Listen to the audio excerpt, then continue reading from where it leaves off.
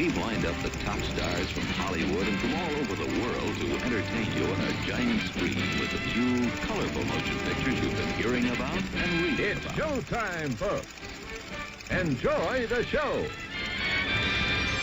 We're delighted to have you with us. The Drive-in Theater. You'll find something to please you to add to your evening's enjoyment. Is pleased to bring you our feature presentation.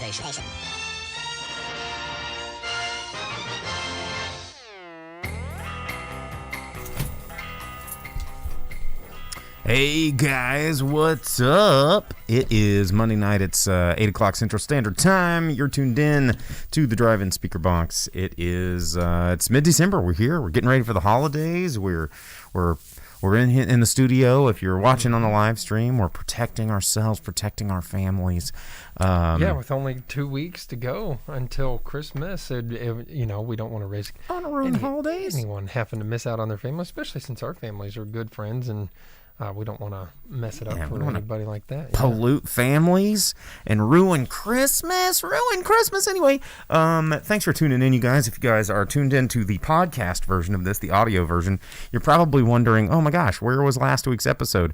I'm sorry. I'm getting at last week's episode up and online.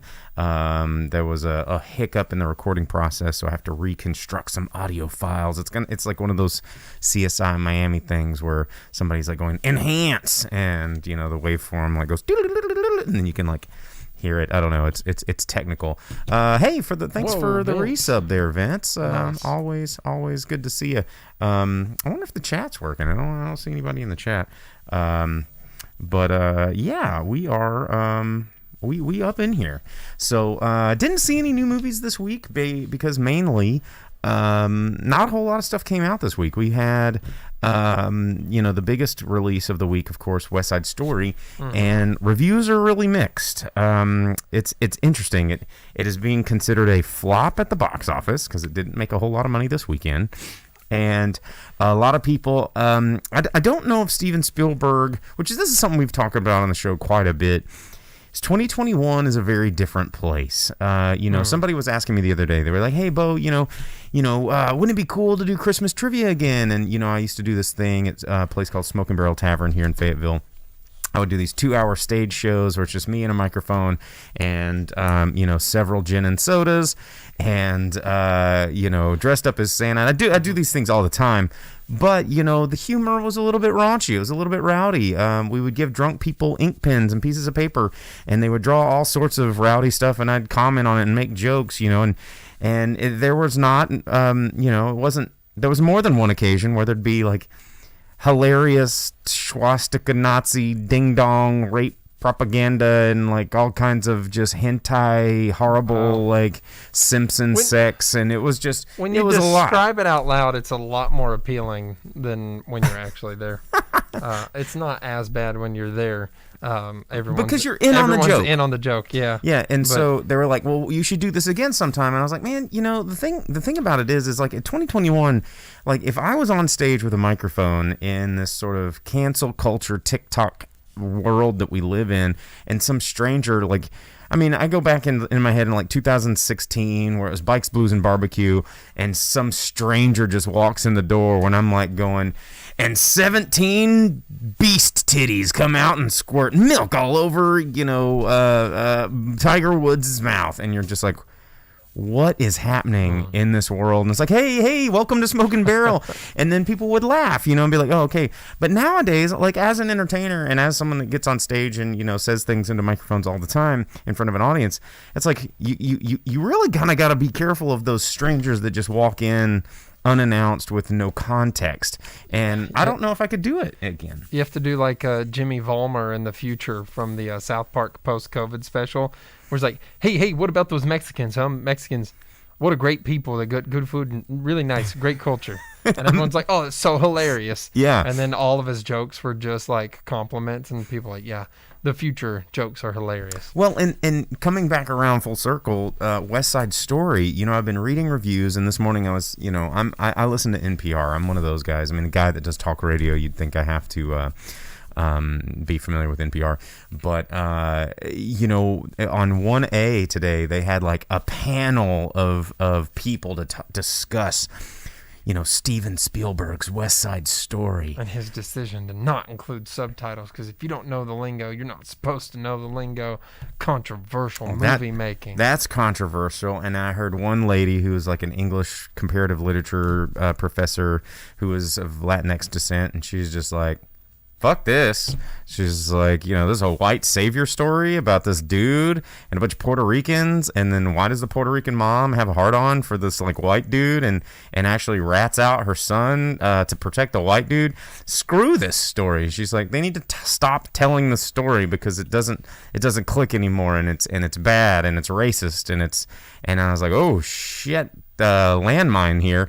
And then another guy got on there and he goes, well, I'm a movie reviewer and I stay and watch the credits. And I was like, well, yeah, big whoop. Would you want a trophy? A lot of us do, asshole. And then he was like, and the one thing that I noticed, and he kept going down the list of all these crew member names. And he's like, a white person, a white person, white person. And he's like, you think with all the power that Steven Spielberg has, he could have gotten some people of color to be. And I was like, you know what? How about we talk about the movie and not the politics of Steven Spielberg's decision to hire people that make things the way he wants them to be made. You know, if you want Steven Spielberg to do a thing, like, how about not get all excited about the fucking crustiest white dude in Hollywood history? You're like, okay, we want to see a Steven Spielberg movie. Well, guess what? He's going to call all the people that make Steven Spielberg movies with Steven Spielberg. You know, he doesn't owe any of you guys shit. Like, let the dude make the movie he wants to do. You know, it's like nobody comes to your job and slaps the dicks out of your mouth and tells you to, like, you know, how to do it. It's like you're not sucking enough people of color's dicks. It's like, you know, it's... God, this episode is so canceled. It's because I'm wearing a mask. No one can see what I'm saying. But the point is like, where do we draw this line? It's like Steven Spielberg's creating a movie. He's not, you know, yes, he's hiring people, but he's making a thing that he doesn't necessarily have to do for anybody. He doesn't have to make another movie for the rest of his life. It's fine. He's fine. You know, he's not a public servant. And I think that that's where people keep forgetting that entertainment and the business side of entertainment and the art side of entertainment, there's a line where you just have to, like, shut up and either like it or don't.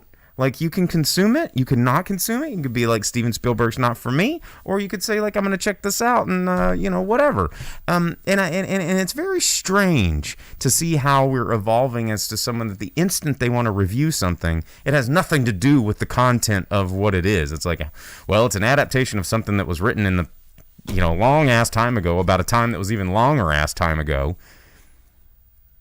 How about we talk about that? How about we just don't do this movie? You know, I mean, that's kind of where I'm at. So I don't know. It's interesting to see the controversy behind something that seems so innocuous. Yeah, or is that a right word? Innocuous. Innocuous. Yeah, I'm just like, okay, come on. It's West Side Story. Did you not expect there to be a white gang and a Puerto Rican gang fighting with knives? Yeah, I mean, it's just the 50s gangster Romeo and Juliet, right? So. Heard it before. Why do you need it again? I don't know. That's what I don't understand. So that's why all the controversy just makes me roll my eyes, is because it's like, what did you think? You know, I don't know. I just want the South Park version of West Side Story, where it's like the Sharks and the Jets come in and they go, hey guys, want to go to the park and help me push me on the swing? All right, best friends are we? And then the end. And then Maria, like, they get married and everyone's happy, and then there's no conflict at all. And then, you know, the neighborhood's like partially gentrified, but they go, oh, well, this construction company wants to give you a bunch of money because, I don't know, you're new in town. And then they all live happily ever after.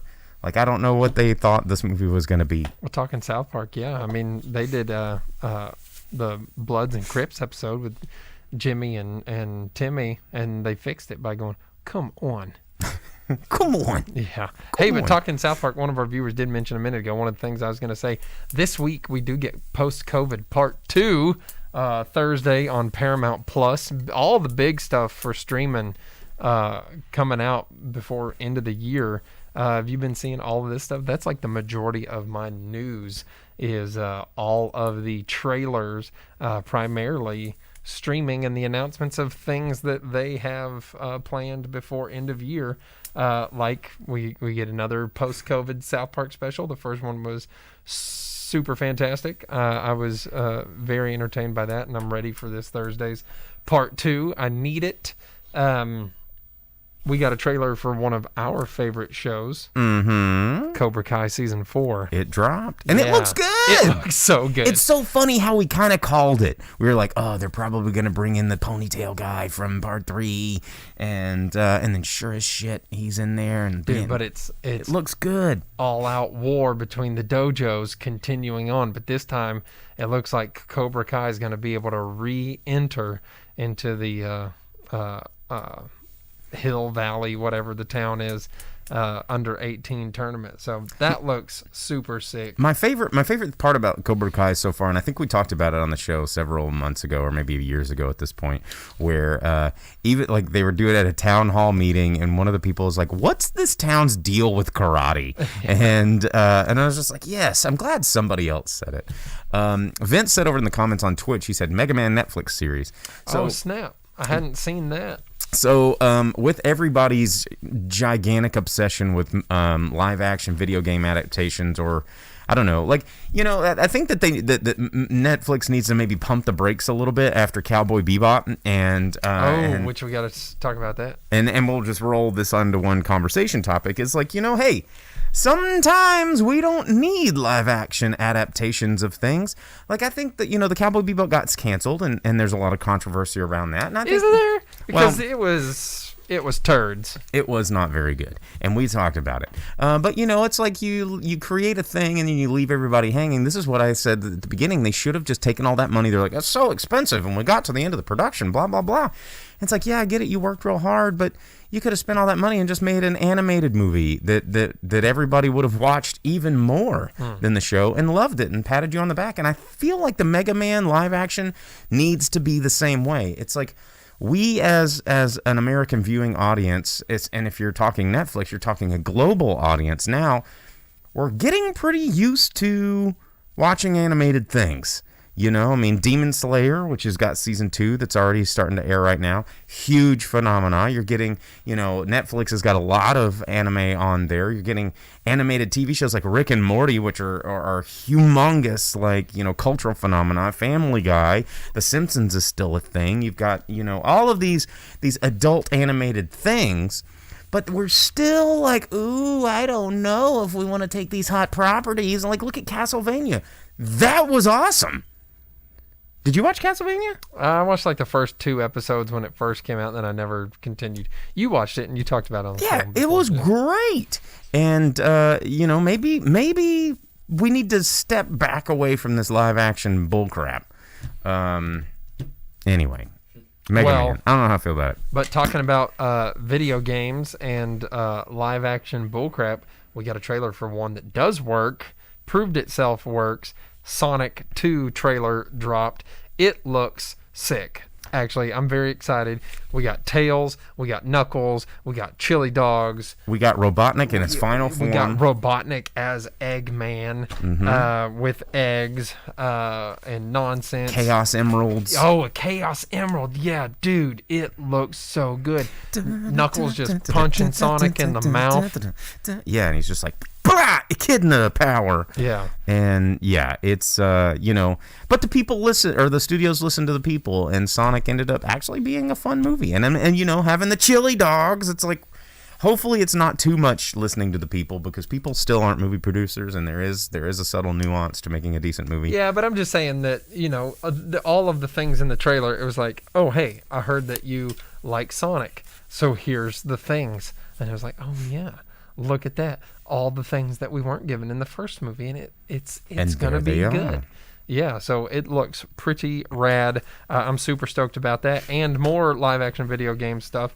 Halo Infinite dropped last week on Xbox. I've been playing it. It's pretty dank memes. And they really ramped up the advertisements for the Halo live-action series coming out February of next year.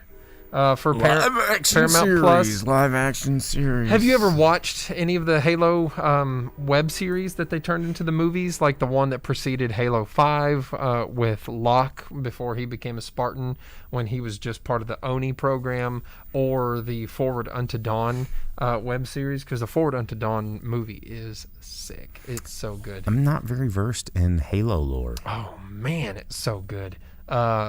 The Forward Unto Dawn movie is about like an academy on a planet, and the planet is under attack from the Covenant, and they're trying to figure out if Spartan 2s, like Master Chief, are real things that exist, because they're super top secret UNSC stuff, and these guys in the academy, they don't know, and they're speculating, and then who comes to their rescue when the Covenant takes out their space elevator and is killing all of the Academy Master Chief, and they fight Sangheili with their active camo. They fight hunters in the woods while they're on a warthog. You get all sorts of Halo everything. It looked so good. It was a good movie. This series looks like it's going to continue on with some of that. Master Chief looks sick. So McLean says he just needs one "You ever wonder why we're here?" in a Halo show. And then Velvet Santa over on Twitch says a Streets of Rage movie would be cool. No. It'd have a good soundtrack. It'd be like the Double Dragon movie. So, no. Yeah, I don't know. I don't know. Streets of Rage has got a really, really loose plot line anyway. It's like Syndicate X with bad guy with a machine gun has taken over the city, and it's up to these 3 ragabouts to punch and beat up everybody on the streets till they get to Syndicate X. Not quite like Fatal Fury or Street Fighter, where it has characters that really lend themselves to a story that matters. And, it wasn't like Street Fighter and Street Fighter 2 had a whole lot of freaking story there, but it took several games worth of fleshing out. Well, they need some more fleshing out where I believe in Axel. Animated movies worth of making it good. What else? Wait, there's a song that's popping in my head in Streets of Rage. There's one like level on the street where it's like, you remember that one? That was some really good music. That was more and you like hit the special button, it goes and the cop like goes and the fire goes and if it didn't open up with like a sounds. If it didn't open up with like a SNK or Capcom logo, that was more. SNK was my jam, no doubt. We also got what did we get on the other end of nerd nonsense stuff?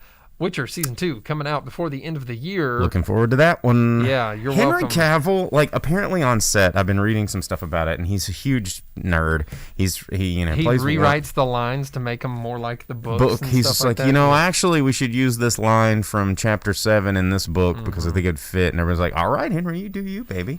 And, he plays Warhammer, which is like the real lame. Not that I don't have a whole table full of orc minis over there or anything. Oh, 40K and regular Warhammer are two different things, because 40K is sick. 40K is sick. Yeah.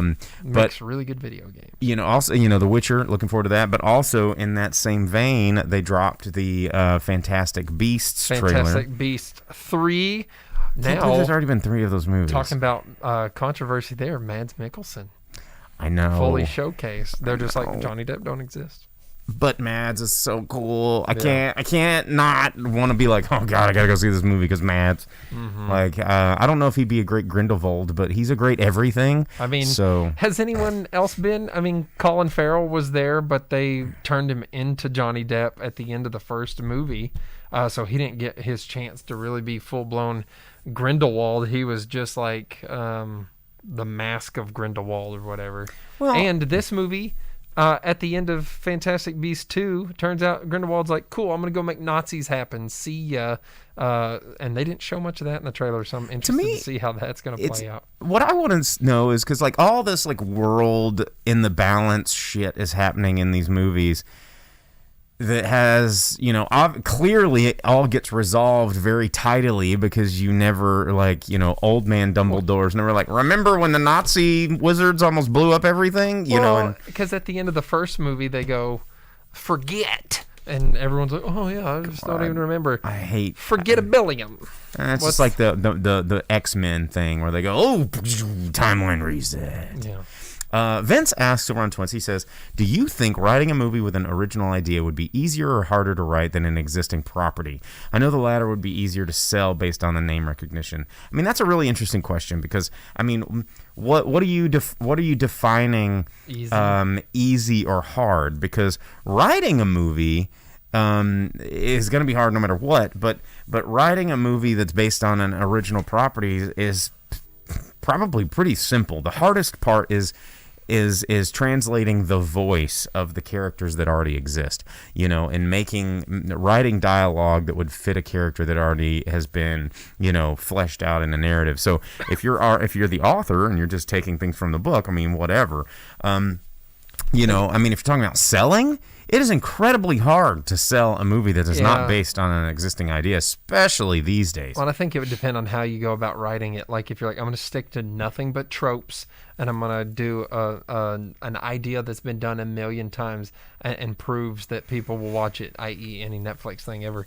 And then what was that movie with The Rock and Gal Gadot and Ryan Reynolds? Like Red Notice. Yeah, just write one of those. I imagine that's very easy as far as writing goes, because what are you really writing? You're just you're playing Mad Libs with a script, just change the name of a character and location, and you're like, oh, well, yeah, that works. And then you just keep some consistency. So buy a Mad Lib, go to the movies book, watch a movie that you really like, and bust out your Mad Lib at the same time. And I think you could probably make it fairly easy, depending on how you want to do it. Well, as Velvet Santa just said on Twitch, he said virtually every studio passed on Back to the Future, and I don't know if you've watched that series on Netflix called the Movies That Made Us. A really great series if you're into movie history and how movies are made and stuff like that. Almost every single one of those movies, the beginning of the story is nobody wanted to touch it and they couldn't find the money and blah blah blah blah blah. And then Hollywood still hasn't learned their lesson. You look at the ones that I just finished watching in October was Halloween, Alien, Friday the 13th, and Nightmare on Elm Street. Like, we're talking icons of the iconic. And every single one of those begin with, we got a script that nobody wanted to do. We got a story that no one wanted to film, a director that no one gave a shit about, and we almost went bankrupt. It was the hardest thing we've ever done, but now we're all quadrillionaires. And or they're like consolation prizes or something that people are contractually obligated to do type thing. Like Home Alone was given to Chris Columbus as a I'm sorry for Christmas Vacation. Because Chevy Chase was super difficult to work with, so they switched directors and what's his face, the guy that did all the movies, John, I can't remember. He did Planes, Trains, and Automobiles and 16 Candles and all that stuff. He was like, sorry, Chris, here, do you want this movie? It's called Home Alone. You can have it. And he's like, I guess. Look at that. So, how about, things like that. Movies are crazy. I was going to mention, when you said Red Note, I wanted to mention Red Notice. I wanted to mention a trailer that dropped this week, and I don't know if it's going to get in theaters. I'm going to watch it, but it's definitely going to be on streaming. But have you seen the trailer of the new Guy Ritchie movie? I did, with every actor you can think of. That's cool. It has Hugh Grant doing a Cockney accent. Yes, well, that was like the weirdest thing. Fairly close to his original accent, just dirtier. But no, Guy Ritchie is kind of returning to form after some interesting choices like Aladdin and that King Arthur movie. But it's got a terrible name. It's called Operation Fortune, Ruse de Guerre, which I assume is French for some sort of operation of fortune. But it has got a cast. Hughes, thanks, man. It has got a cast that looks awesome. I mean, Aubrey Plaza, who's hilarious. That's the one part of it that I was like, Aubrey Plaza. I think it's maybe just because I have a crush on Aubrey Plaza. Yeah, I think what's a movie that's ever worked with her in it? I don't know. I just like Aubrey Exactly. Plaza. And kind of like Josh Hartnett. I have a crush on Josh Hartnett too. Like he is a cool dude, and I just love seeing him in movies. And he seems like a cool dude, but what's a movie that he's ever been in that's really worked either? Oh, dude, Lucky Number 11 is awesome. Oh yeah, what a popular movie at the box office. Well, so actually, do you know like the kind of story of Josh Hartnett's like film career? Like Josh Hartnett was one of these actors he got offered Spider-Man, I believe, and he was an up and comer that was just getting handed script after script after script, and he was. They're like, man, there's something about those eyebrows. You've got to be in this movie. Well, yeah, and because he's a talented actor, he's got a cool, like, interesting look, and apparently he's a really cool guy to work with on set, and he was just being bombarded with all of this like potential superstardom, right? And he had done a handful of really successful indie movies, and people were looking at him, big studios were looking at him, and he didn't like all this media attention and all this pressure, and he had a baby daughter, and everybody was in his business, and he goes, I don't like this. He's like, you guys, this is not what I signed up for, and I'm gonna say no to these projects. And he kind of disappeared for a while. Are you sure that's what happened? Because I remember him and Harrison Ford making a movie that just absolutely tanked, and then both of them quit doing movies for a while. No, I read an interview in Esquire, I think it was. I mean, and it was like, what happened to Josh Hartnett? Sure, yeah. I mean, if I get interviewed later in life, I'll probably rewrite some history to make myself sound cooler too. Dina said he did a Hayden Christensen. And it's like, I don't blame the guy. I mean, he's very and then stuff. He's very selective about his stuff, and I think the longest running thing that he did was Penny Dreadful, which was a series, but he just doesn't do a lot of movies. But he's in this. I mean, it's got Carrie Ells, again, another person that doesn't do a whole heck of a lot of movies. It's got, Hugh Grant, which we just talked about, and then, of course, it wouldn't be a Job movie without Jason Statham. Well, Jason Statham and Josh Hartnett were both in that last one about the armored truck heist. Oh, yeah. Mm-hmm. Yeah. So, I think this looks kind of fun. It actually looks pretty cool. The trailer made it look like it's probably going to be a decent movie. I mean, I think if Guy Ritchie would just make a Guy Ritchie movie that everybody wants to see, which is this, it's not reinventing the wheel. It's not pushing any envelopes. It's just Guy Ritchie doing Guy Ritchie shit. Well, except in the trailer, I didn't see any of those like Guy Ritchie cuts or they'll things be like there. That. Where I'm it's sure just they like, will. It's like boom, dooba-da-dome, dooba-dooba-dooba-dome, dooba-da-dome, and then there's like a snap cut to a plane going, and then it lands. Yeah, and then someone's running through an alley with the GoPro rig on. And it's right here. As will happen. This is 2-Bit Gold Thief. He's a jewel thief and blah blah blah. And it's like, oh, here's Hugh Grant. He's an arms dealer. Ka-chink, ka-chink, ka-chink, ka-chink. And it's like a lot of snap cuts. And but whatever. It's kind of like Guy Ritchie should have been the Wes Anderson of action movies and just stuck to the frickin' shtick and just did it. But somehow he lost his way. And, again, I can't get mad at the guy because he's making his own decisions. And he's making these movies and he's doing his thing. So whatever, dude. It's your craft, not mine. I just won't enjoy some of those movies. Anyway, Guy Ritchie, I thought that trailer looked cool. Kind of looking forward to that one. What else? Do you have any other news before we talk about what movies are coming out in theaters? Just a couple of things. Yeah. Where is it? So we got Sonic 2, we got Halo, we got Fantastic Beasts, South Park, Cobra Kai, Operation Fortune. It was announced that Batista is going to be in the new M. Night Shyamalan movie, Knock at the Cabin, written, directed, and produced by Shyamalan. Knocking it at the cabin. Yeah, so we'll see how that is. Dr. Oz had his show canceled by Sony because he's running for Senate, and he's a crazy person. And talking about crazy people on TV that got themselves Speaking about crazy people running for Senate. Trouble, that Jussie Smollett guy was convicted. He got in trouble for 5 of the 6 counts of disorderly conduct, which is, i.e., lying to police about a staged hate crime that he set up. And so he was found guilty on 5 of the 6, each one carrying up to 3 years in prison, etc. So he's yet to be sentenced, but that's a thing that happens. So movies and TV and stuff is all weird. The world is weird. But then everything else was trailers. It was fun stuff. Wait. Someone died. Oh, no. Were we going to talk about it? It's Anne Rice, man. No, Anne Rice died. Before that. What? No, Anne Rice is important because one of my favorite movies ever Interview with a Vampire. It's based on an Anne Rice book. Why they skipped off over the best book in the series and went straight to Queen of the Damned for a shitty MTV movie, I'll never understand. But yeah, Anne Rice, she, you know, a lot of people know her for her vampire novels, but you know, she wasn't all vampire novels. She had some other stuff that she has done, and you know, that got turned into movies and TV series and all this kind of things. You know, clearly the vampires are the big ones, but you know, the Feast of All Saints, which actually came out in the early 2000s, was one that got a lot of acclaim because it dealt with a lot of, you know, sort of civil rights stuff and a lot of that, you know, social justice stuff in a time that people weren't really doing adaptations about things like that.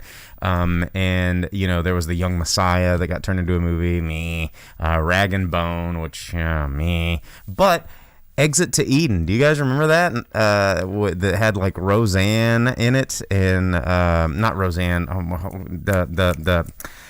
My brain went to when Roseanne married Tom Arnold, and then who is Tom Arnold's?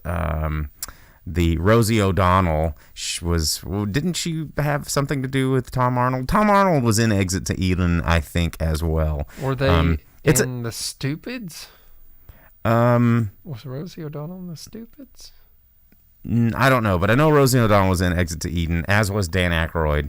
And anyway, it's a movie. It's like about like BDSM, fetish culture, and like a weird. Those are two people you don't want to see in that movie. And like a jewel thief heist comedy. It was really stupid and kind of funny, and probably hasn't aged well at all. But or mid '90s dumbass like Rosie O'Donnell comedy. But yeah, it's that was an Anne Rice thing. Like most people are just like, oh, let me suck your blood, let's that blah. But no, she did that one too. It's kind of fun. But she died this year. I think she was like 80 or something. She's pretty old, and I'm still very, very sad that The Vampire Lestat never got its proper film adaptation. You know, and I mean, honestly, like, think about it. It would have been Tom Cruise in an Interview with a Vampire sequel about him being like this rock star, party boy, badass vampire throughout history. Come on, that's cool. And Tom Cruise, you know, he would have sold it. It's Jack Reacher, dude. Like it would have been cool. He could still do it. That's true. Sometimes I get upset at how much I actually like Tom Cruise. I know. I need my damn Top Gun. Why didn't I get it this year? That's one trailer that didn't happen for the holiday season. I need Top Gun 2. It's never coming out. Don't understand. We'll get it. We'll get it like 2. In March, April. We'll get it in May, or we'll get it next July. I don't know. We're gonna get it. But speaking of Jack Reacher, though.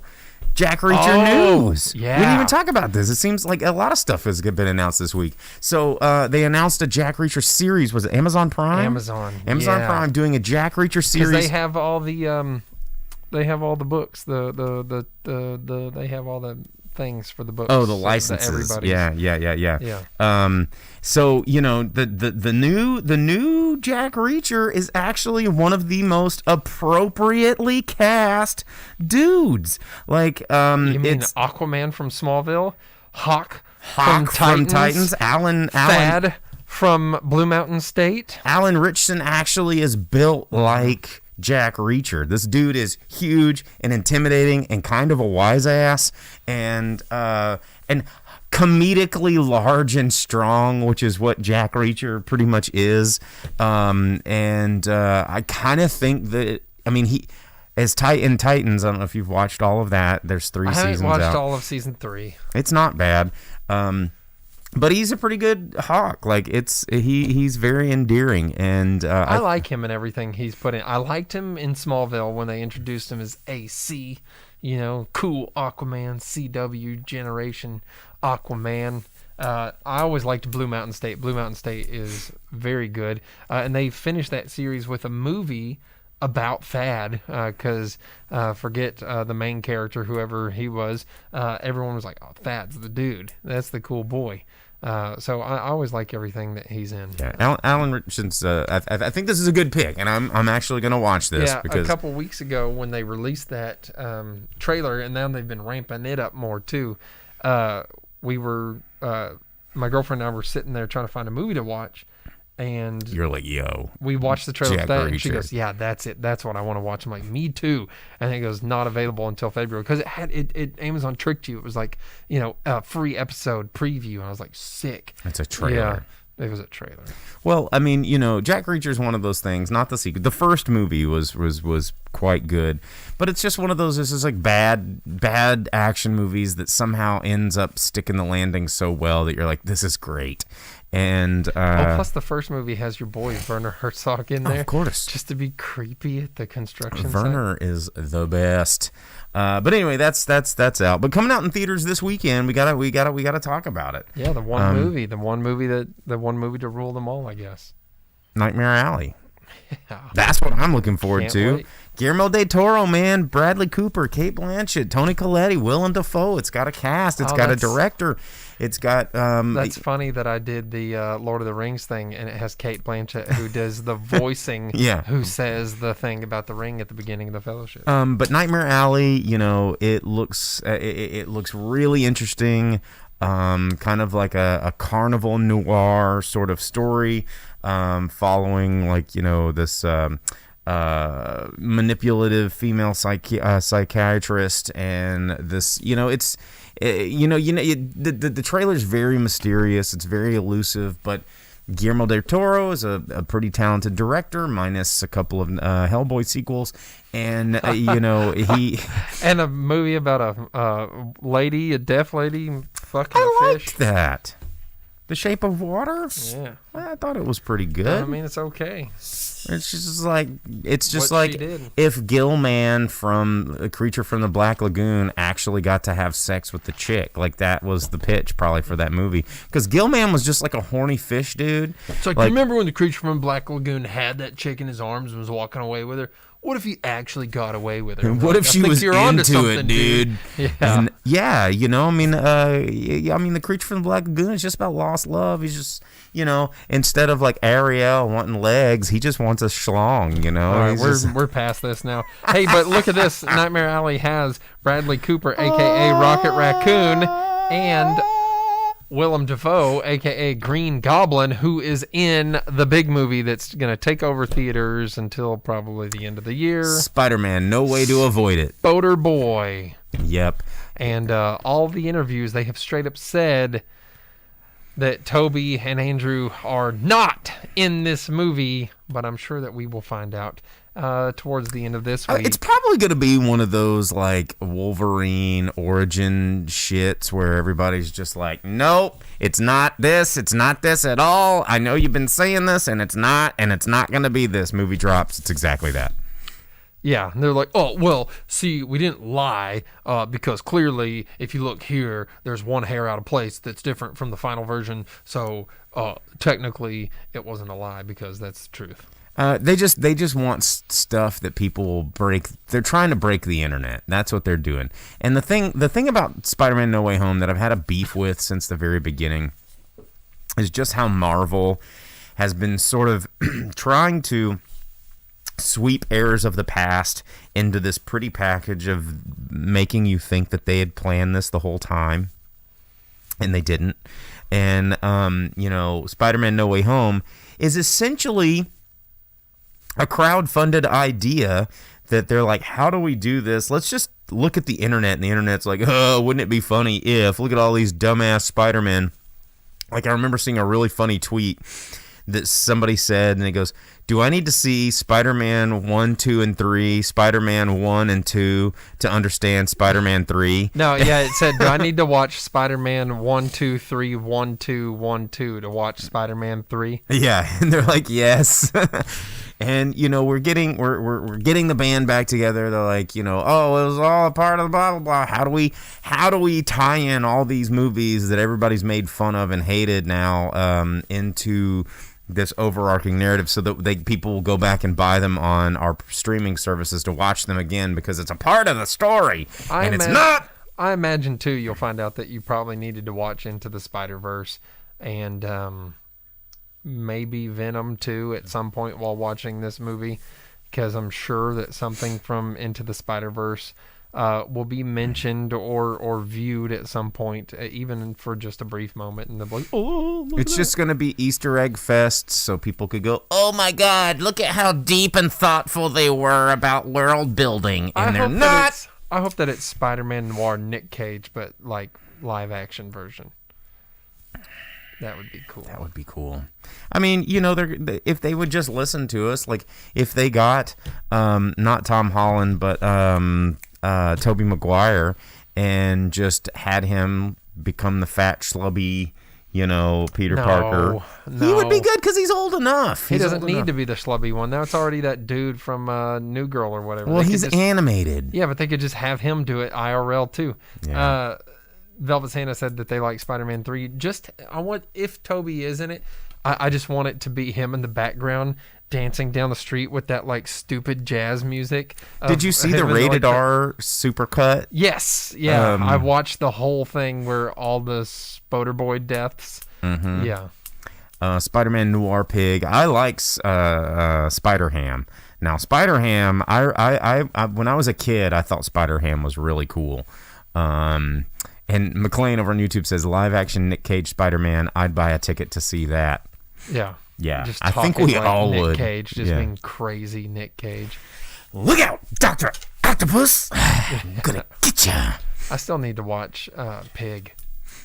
Talking about that. Oh, yeah. Everything Nick Cage. We just need to have a Nick Cage-a-thon.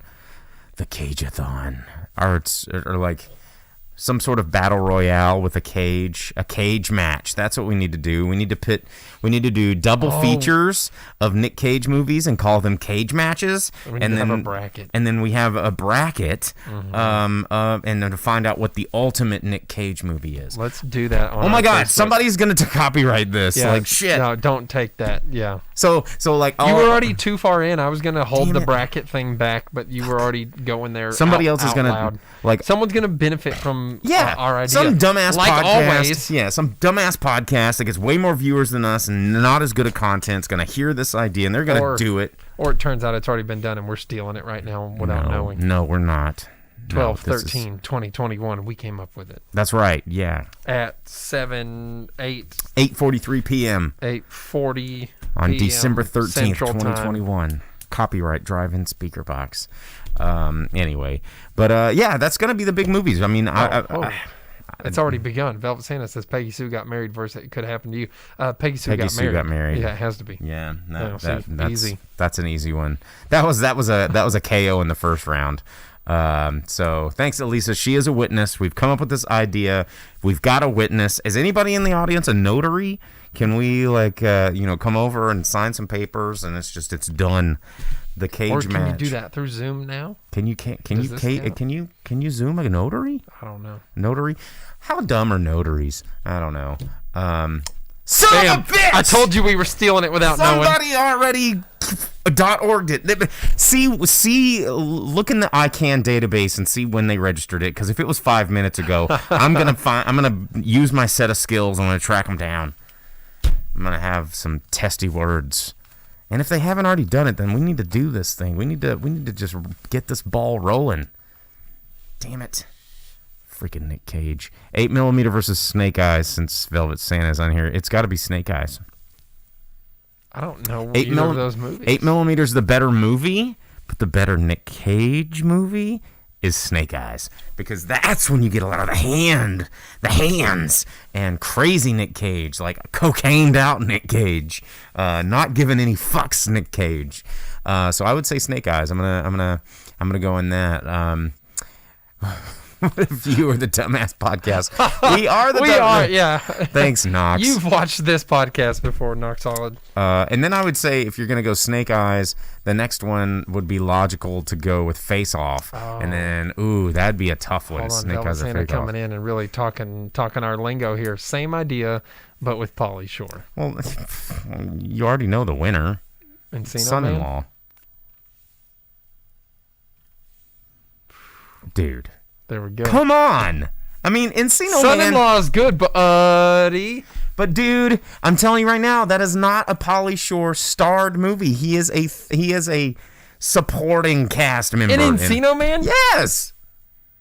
No. He is a supporting role. He's Stony, bro. He is Stony, but son-in-law is like Pauly Shore.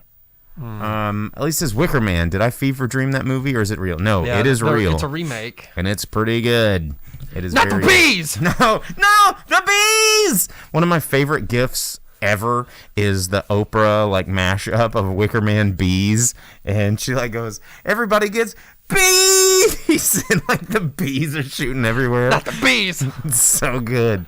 Oh man, that is a fun movie. Maybe to we watch. will just have an episode where we debate Pauly Shore movies. Or people just throw us verses. We just do a live bracket.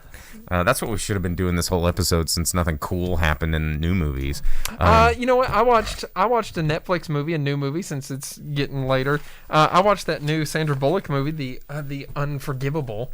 Unforgivable. Yeah, because there was nothing new in our local theaters whatsoever We at still all. have our box to open. Yeah, it's so- pretty quick. I mean, it's a paint by But no, numbers type movie. I just didn't want to forget it. The only thing new that came out in movie theaters was a couple of Telugu movies, and the last one was at 7:30. And by the time I started out the door, I wasn't gonna make it because they don't put trailers on those, and that sucks. Because they're long as hell. It looked really interesting. It was like 2 hours long. It was or It's no, a short Telugu movie. it was 118 minutes. So yeah, just under 2 hours.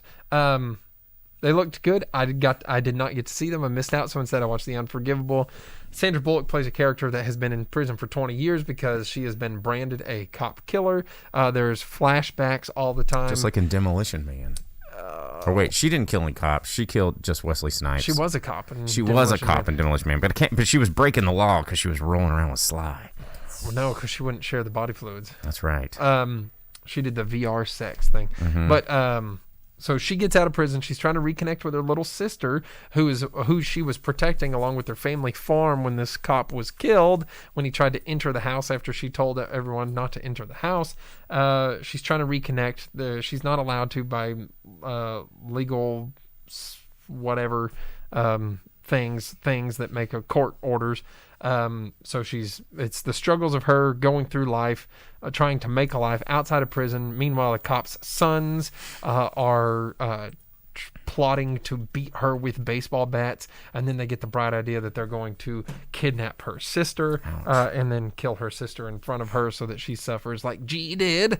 And then all of the chaos of life ensues, and it sets itself up so that nobody gets to have any sort of happy ending whatsoever. The best kind of movies. Yeah, it's not a bad movie. It's very solemn. It's just like you watch nothing but depressing things happen to people, real life people. Sounds like a real good kind time. of a thing. Yeah, I mean, basically, not a bad movie, but not a good time. So it's out there, worth a watch if you want to dedicate the kind of time to something like that. All right. Well, yeah, you can check that one out. Anybody can check that one out. All right, well, let's do our Advent calendar. Oh, jeez. It's an interesting take to cast a white woman in that role. Hey, Hey-o. the lady that plays Amanda Waller plays Vincent D'Onofrio's wife in this movie. What's her name again? I I forget can't her remember name. what but her yeah. name is right now. I mean, you put Sandra Bullock and Vincent D'Onofrio in a movie. Someone's gonna get a Razzie. The dude from Walking Dead and Punisher. Oh, that guy I can't who remember always his name. plays like Square Jaw Magoo. Yeah, he's in it too. He's a cool. He is a good cool actor. dude. I Yeah. forget his name too. He just yeah, I know exactly what you're talking about. There's just everyone. He's a really good Punisher. Speaking of Punisher, like I think it's at Punisher Warzone is like blowing up Netflix or Amazon Prime. And was like, oh, this movie's so great. Oh, how come no one's seen it? And it's like everyone the that's one cool with Ray has seen Stevens that was super badass. it. Yes. Is it Viola Viola, Davis? I think it is Viola Davis. I don't know. I'd have to look it up. Well, John Barenthal. There's yeah, the guy. thank Yeah. you, Velvet Sorry, Santa. when you put Vincent D'Onofrio and Sandra Bullock in a movie, it's hard to like think of other people's names because those are some big stars. Plus, Vincent D'Onofrio is so good in everything that he does. He is. Like, it Plus- just makes me want to watch like He was the original Men in Black. the original big screen Thor, who's he? Oh, don't step on the bugs. Yeah. Don't do that. Don't step on the bugs. You do a pretty good Men in Black Vincent D'Onofrio. Me and my brother fuck with each other by doing the don't step on the bugs, please. All right, let's hit our Advent calendar as promised. We're gonna do the next week of Advent. Yo, Velvet Santa. I saw Punisher Warzone in the theater too, and when that capoeira, what's it called? What's the thing where you jump from rooftop to rooftop? That's real hot. Oh, parkour? Yeah, when the capoeira parkour guy was doing his flip and that rocket launcher just blows him away. Yeah, exactly. The rocket launcher scene. That's the best. In the movie, I just laughed. I had the best time. It was so good. Freaking nerds. Also, Wayne Knight was cast as... Why is Wayne Knight? He was Punisher's sidekick. I can't remember Oh, the that's character's right. name. Oh, I forgot His about hacker that. buddy, and it was such a good Wayne casting. Knight. That is Everything in that perfect. movie is good. Ray Stevens kills it as It's Punisher. pretty good. Yeah, best Punisher. Sorry, Dolph Lundgren. Okay. So we gotta get through seven more toys in our Advent calendar. For those of you that are watching online live on the web stream, we've got a Christmas Story Advent calendar. We've been unboxing slowly. If you want to catch what was in the last week, you can tune in to our re-recorded stream from last week. But yeah, I'm gonna hand things over to Jake. We're gonna start. Oh. Well, yeah, because I gotta. Yeah. You I gotta work. I gotta work the camera. So. All right, let's go ahead and hit up our next box. Bam. Here it is. Is it the Red Ryder BB gun? No, it's It broke. looks like a bong. Whatever it is, it's broke. Oh, it's super Oh, fragile. it's a piece of the tree. On the back, it says it's a multiple. Okay. So it's the stand and the stalk Well, that's bullshit. of the Christmas tree. Yeah. Okay, set that up. We better get the next pieces in that. This whole week is just pieces of the tree. So no, it's just a person. Nope. They're Here gonna it like is. cock tease us with this whole tree thing. No, dude, because this is the kid. Is that the tongue stick? He kid? got dared. Yeah, he got dog dared. Double dog dared. Do you need like you get a key? I got it. They have these things wedged in here Yeah, how are kids supposed to get this out? with his bandaged tongue. Oh, ew! Like it looks like he's like smoking a doob. Ow! He's just like, yeah, he's just like, oh my gosh, my little tongue. Yeah. Oh, ouch. Oh, and he's coming with me because I'm going to need a snack. All right, what do we got in the next one? Oh, we got the like piece of shit elf that's like, you'll shoot your eye out, kid, and shoves Ralphie down the. Look at that little angry face too. Look at the makeup. Like that little asshole elf. Oh, there it is. Yeah, you can check it out. Hey, shoot your eye out, bitch. And all right, what do we got next? The next one coming up. Vince says you rarely hear an advent calendar described as a cock tease. Well, you do on this show. Oh wow. Oh. Fragile. Oh, it must be Italian. It's in a prestigious award. Is it in there? Oh my God! It's just a freaking box. Oh man. Empty like my heart. Elisa says advent calendars are always an exercise of anticipation and disappointment. Velvet Santa says we should be on QVC. If I was on QVC, I'd have to use my QVC voice and go. In our next box, we have a lovely leg lamp. This leg lamp can illuminate your holiday. Look at there. There it is. That's an award. That is a prestigious award. Well, it's an award. I like my favorite part of that scene is because the leg lamp in the movie, not the reproductions that you get, like there's like butt cheek, there's like cheek cleft at the top of the thigh. Yeah, and then Ralphie runs his hand up. And he's like reaching for the butt cheek, and Ralphie's mom is just like, no, look, it just fits right in there. If the next box or the next like gift is a bunch, it's the stuffing. Yeah, I was about to be pissed. If it's just like a bunch of hay. All right, what's the next one? The sixth one. Oh, is this the Dakota ring? Is it? Is it the little orphan? Little orphan Annie Dakota ring. Drink more Ovaltine. Yeah, and it gets. Oh, does it freaking work? It might. I don't know. Let's Dakota message. No, it doesn't work. Well, that's bullshit. Yeah, that's. I like how mad Ralphie gets when he just like, it's an advertisement, and he just is like, his hopes and dreams are shattered. 1940 official. There it is. That's pretty cool. All right, how many did we do? That's 6. Okay, we got one more. One more. One more, and then next week we'll finish it off.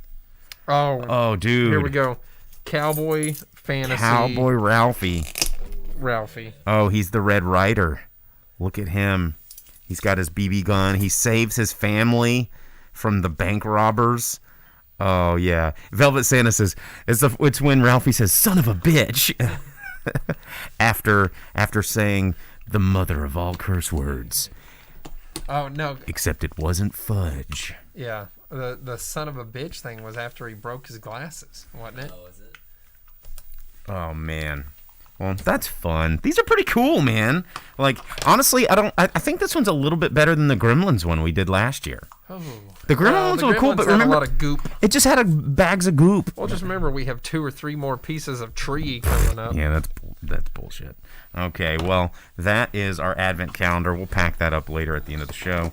But we do need to do the box office roundup before we... Vince over on Twitch says that this one's better than the Gremlins advent calendar. Maybe I just like Gremlins better, so it was better for me. Where is my Gremlins advent calendar? I know it's around here somewhere. Buried somewhere. Okay, producer's grabbing it. He's gonna knock over our lights in the studio. Look at this. Look at this guy. He's over here just making a mess.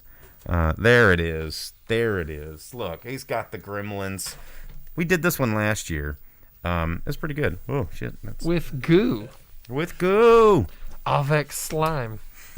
All right. Velvet Santa says Last Christmas doesn't seem like a year ago. No, it doesn't. But all right, let's do the box office roundup for this past week. Pretty sad box office report.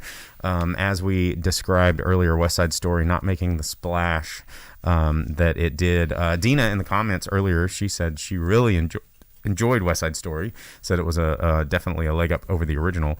But I mean, I haven't seen it, so I have no judgment. Is that just like in production? I hear it's way more racist, though. In production value? Because I can't imagine that the it is Steven Spielberg. Effort put into the dance, it can be better. I don't know. Well, here we go. Number 10, Venom, Let There Be Carnage, somehow being in the top 10 despite already being out for 11 weeks. It's still playing in over 1,000 theaters nationwide. And it's available on Blu-ray like this week. It is, but it brought in $768,000, bringing in $211 million in its domestic run in 11 weeks. Pretty good turn for Venom somehow. Number 9, Dune, and its 8th week in release, bringing in $870 million, bringing in a total of $106 million at the box office. Number 8, Christmas with the Chosen, The Messenger, bringing in $1.2 million in its second weekend release. It's a Fathom event, and it brought in $13.3 million at the box office. Number 7, Clifford the Big Red Dog, bringing in $1.3 million in its fifth weekend release. So far, $47.6 million for that's Paramount. Only out for 5 weeks. I know. It seems like it just came out the other day and still no one cared. Number 6, Resident Evil, Welcome to Raccoon City. Somehow, I mean, we all forgot about it. It's only been out for 3 weeks, but it brought in $1.6 million this week. So far, only $15 million at the box office. That's pretty rough. I'm pretty sure Screen Gems is kicking themselves for that one. Number 5, Eternals, bring in another $3.1 million, even though it's going to hit Disney Plus, I believe, this next week, just in time for Christmas. 6 weeks in release has brought it in $161.2 million. Number 4, House of Gucci, which we reviewed on the show if you want to rewind into past episodes. $4.1 million in the box office in its third week in release, bringing it up to $41 million so far. Number 3, Ghostbusters Afterlife, bringing in another $7 in its fourth week in release, doing pretty well for itself at $112 million in its 4 weeks. Number 2, no surprise. Honestly, I thought that this one would still be number 1, but Encanto bringing in $9.9 million in its third week in release. So far, $71 million. It's doing very, very well for a 3-week-old animated film. And then, of course, number 1 movie, not by much, though, only by about $600,000 was West Side Story, coming in at $10.5 million in its opening weekend. So I imagine Encanto's probably doing better at home right now because everyone already pays for their Disney subscription and watches it there, and they're having to spend all the money on their gifts. So going to the theater and spending money on something you can watch at home already, especially when it's not a big theatrical experience. Movie is probably the more acceptable terms for most families, kind of a thing. Yeah. Exactly. Well, all right, guys. Well, that's our show. We're done. It's 9 o'clock. We hit it right on the money. Look at that. Timed like we planned it, which we didn't. But thanks for tuning in. We will be back next week. Vince over there, he says, last comment, it is still early December, but I have to say my Christmas miracle is the straps on Jake's mask holding back that mask. Good job. It's very strappy. Or holding back the beard. Holding back that okay, yeah, holding back your beard. It's packed all in. Oh, yeah. Nice and tight. Yeah, it's all back here. Yeah. But anyway, thanks for tuning in. We will be back next week. We'll probably be talking about if I get to see Nightmare Alley, I'm definitely gonna. But if I can't, then I'll go see Spider-Man. Yeah, if I can find an open seat to go watch Spoder Boys, I guess I'll find a way to do that too. And thanks for the good job, at least over on YouTube, praising us on our show. Tell your friends, like and subscribe. You can find us over on YouTube, Facebook, Twitch. We broadcast every Monday night, 8 p.m. Central Standard Time. And if you are tuned into the live broadcast, you can always listen to the MP3s or the podcast or whatever you want to call them. It's 2021. Call it what you will. Yeah, and special thanks again to all of our Twitch subscribers and gifted subs and all of those things. All of that, definitely appreciate that. All right. Well, we will see you guys next week. Adios.